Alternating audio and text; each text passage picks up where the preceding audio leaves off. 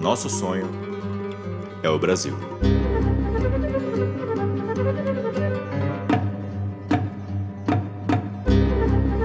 A nossa intenção muito do que a gente tem feito, mas sobretudo o Tiago, né? O Tiago tem feito um debate de enfrentamento mesmo acadêmico, intelectual ao identitarismo, né? Porque a gente entende que o identitarismo esfacela, inclusive, a perspectiva de nação, né? Esfacela a perspectiva de lutas mais coletivas. E ler essa obra, né, nos trouxe essa ideia de pensar o Brasil, né? A ideia de pensar o Brasil, que a gente tem discutido, eu vou até ler aqui, né, o que a gente tem feito, assim, uma definição do que a gente chama de Brasil profundo, né?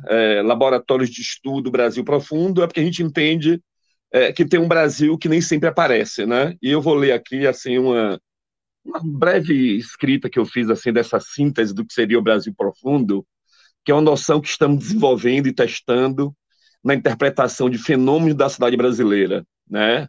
Até aqui, estamos tratando como um conjunto de relações, representações e práticas de longa duração e disseminação por todo o território nacional, com suas respectivas clivagens.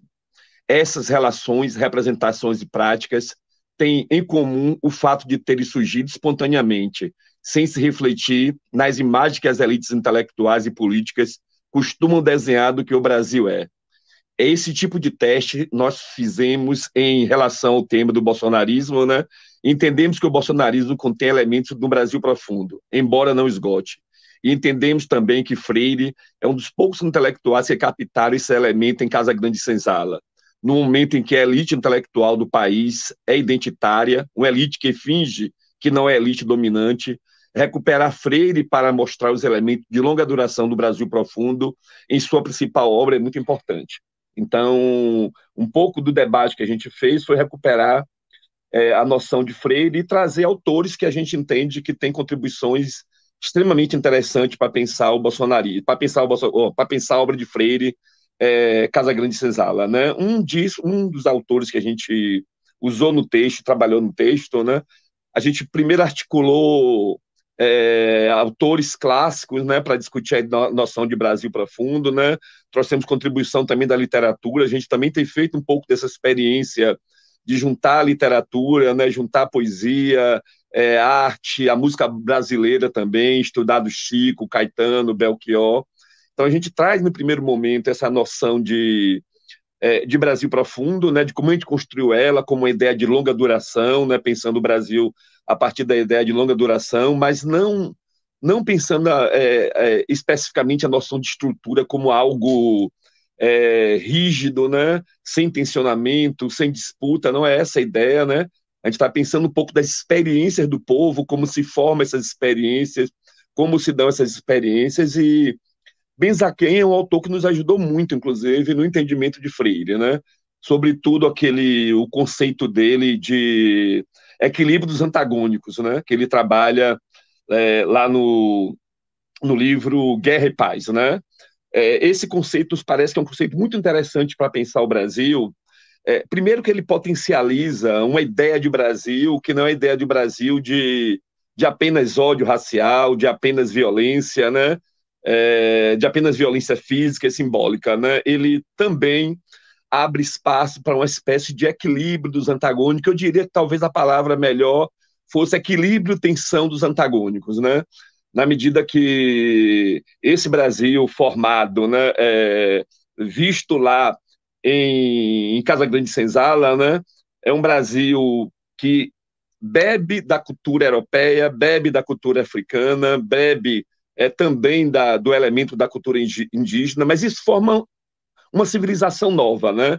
Isso forma uma civilização nova que tem muito elemento do português, né? Por exemplo, né? A capacidade do português, que já é parte da própria formação cultural do povo português, né? Que é da miscibilidade, né? Da capacidade de movimentação também, né?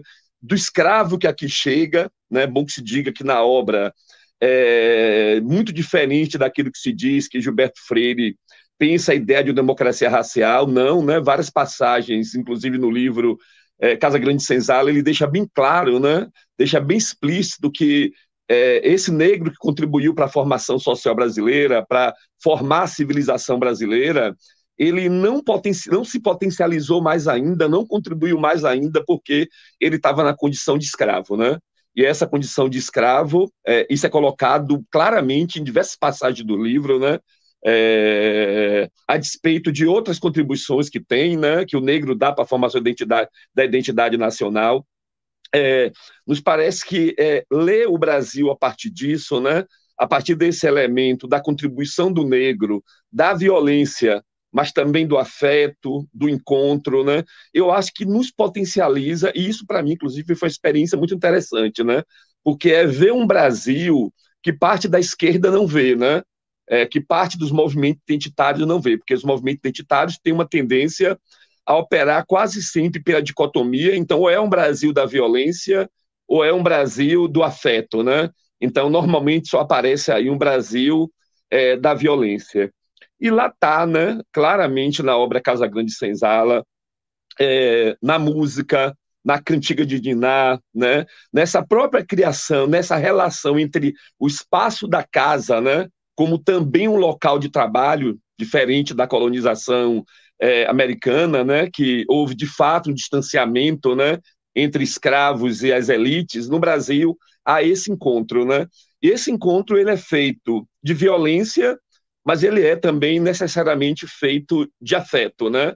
Então, nos parece que pensar essa ideia, né, que o Freire trabalha, ela de fato ajuda a pensar o Brasil profundo, ajuda a pensar o nosso potencial enquanto nação, né, ajuda a pensar, sobretudo, uma quebra de paradigma, né, em um Brasil do início do século XX, marcado ainda fortemente pelas leituras racialistas, né, pelas leituras baseadas, né, no racismo científico. Você tem um autor que traz a contribuição do negro para a formação da identidade nacional, né, que traz a contribuição do indígena, a contribuição do português, né? Isso, em alguns momentos, inclusive, no livro Gilberto Freire chega a dizer que o negro foi mais representativo para a contribuição da identidade nacional até do que o português.